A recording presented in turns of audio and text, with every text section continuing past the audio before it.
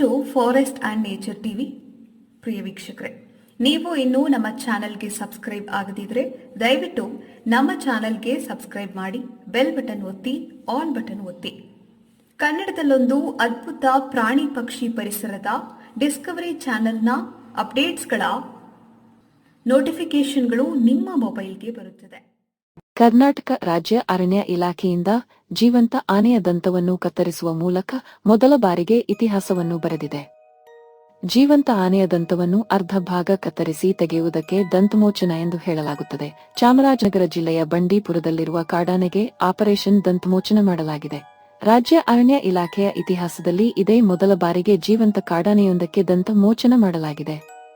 ಬಂಡೀಪುರ ಅರಣ್ಯದ ಗಡಿಯಲ್ಲಿರುವ ರೈತರ ಜಮೀನುಗಳಿಗೆ ನಿತ್ಯ ಲಗ್ಗೆ ಇಟ್ಟು ಕೃಷಿ ಬೆಳೆಗಳನ್ನು ತಿಂದು ನಾಶ ಮಾಡುತ್ತಿದ್ದ ಗಂಡು ಕಾಡಾನೆಯ ಉಪಟಳಕ್ಕೆ ರೈತರು ಬೇಸತ್ತಿದ್ದರು.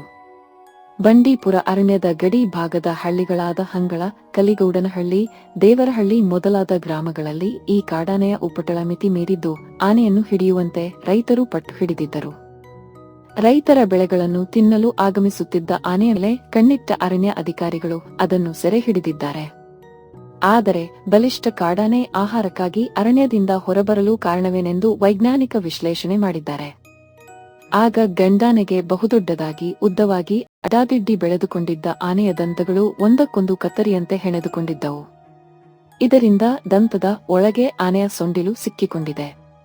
ಕಾಡಲ್ಲಿರುವ ಗಿಡಮರಗಳಲ್ಲಿನ ಸೊಪ್ಪು ಹಾಗೂ ಎತ್ತರದಲ್ಲಿರುವ ಬಿದಿರಿನ ಹುಲ್ಲು ಕಿತ್ತುಕೊಂಡು ತಿನ್ನಲು ಸಾಧ್ಯವಾಗದೆ ಬಳಲುತ್ತಿತ್ತು. ಇನ್ನು ಬೇಸಿಗೆ ಹಿನ್ನೆಲೆಯಲ್ಲಿ ನೆಲದಲ್ಲಿ ಬೆಳೆಯುವ ಹುಲ್ಲು ಸಿಗದೆ ಕಾಡಾನೆ ರೈತರ ಜಮೀನುಗಳಿಗೆ ಬಂದು ಬೆಳೆಗಳನ್ನು ತಿಂದು ಹೋಗುತ್ತಿತ್ತು. ನೆಲಮಟ್ಟದಲ್ಲಿ ಬೆಳೆದ ಕಬ್ಬು, ಬಾಳೆಗಿಡ, ಟೊಮ್ಯಾಟೊ ಮತ್ತಿತರ ತರಕಾರಿ ಬೆಳೆಗಳನ್ನು ಸುಲಭವಾಗಿ ತಿಂದು ಆನೆ ಹಸಿವು ನೀಗಿಸಿಕೊಳ್ಳುತ್ತಿತ್ತು. ಇದನ್ನೇ ನಿತ್ಯ ಅಭ್ಯಾಸ ಮಾಡಿಕೊಂಡಿದ್ದ ಗಂಡಾನೆಯನ್ನು ಅರಣ್ಯ ಇಲಾಖೆ ಸೆರೆ ಹಿಡಿದಿದೆ. ನಂತರ ಕಾಡಾನೆಗೆ ಅಡ್ಡಾದಿಡ್ಡಿ ಬೆಳೆದಿದ್ದ ದಂತಗಳನ್ನು ಕತ್ತರಿಸಿ ಸುಲಭವಾಗಿ ಸೊಂಡಿಲು ಹೊರಚಾಚಲು ಅನುವು ಮಾಡಿಕೊಡಲಾಗಿದೆ. ಈ ಮೂಲಕ ಆನೆಯು ಸೊಂಡಿಲಿನ್ನು ಮೇಲೆತ್ತಿ ಸೊಪ್ಪುಗಳನ್ನು ಕಿತ್ತು ತಿನ್ನುವುದಕ್ಕೆ ಅಭ್ಯಾಸವನ್ನು ಮಾಡಿಸಲಾಗಿದೆ. ಆನೆಯ ದಂತ ಕತ್ತರಿಸಿದ ಬಳಿಕ ಅದನ್ನು ಕಬಿನಿ ಹಿನ್ನೀರಿನ ಗುಂಡ್ರೆ ವಲಯ ಅರಣ್ಯಕ್ಕೆ ಬಿಡುಗಡೆ ಮಾಡಲಾಗಿದೆ. ಇದೀಗ ಕಾಡಿನಲ್ಲಿ ಆನೆಯು ಸರಾಗವಾಗಿ ಸೊಪ್ಪು ಸೆದೆ ಮೇಯ್ದುಕೊಂಡು ಓಡಾಡಿಕೊಂಡಿದೆ.